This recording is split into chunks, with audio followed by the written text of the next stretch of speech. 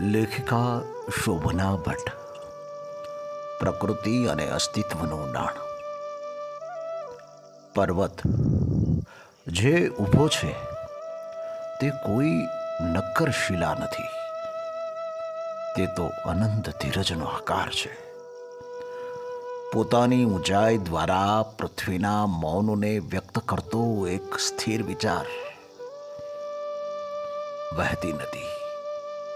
વહેતી નદી એ માત્ર પાણીનો પ્રવાહ નથી, તે સમયના અસ્તિત્વનું ગીત ગાય છે.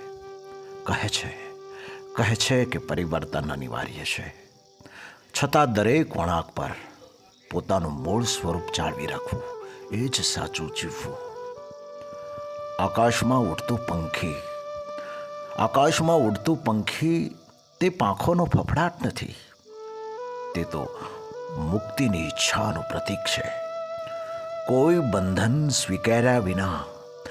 બંધન સ્વીકાર્યા વિના એક અદૃશ્ય દોરથી ધરતી સાથે જોડાયેલું રહેવું. અને કિનારે ખીલેલું ફૂલ તેની નાજુકતા એ તેની કમજોરી નથી, તે તો સર્જનની પરાકાષ્ઠા છે. ક્ષણિક હોવા છતાં સંપૂર્ણ સુંદરતાનું દર્શન કરાવવું એ જ જીવનનો સાર.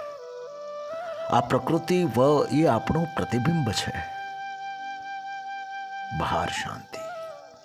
બહાર શાંતિ અને ભીતરે અખૂટ જીવન રસનું ધબકવું.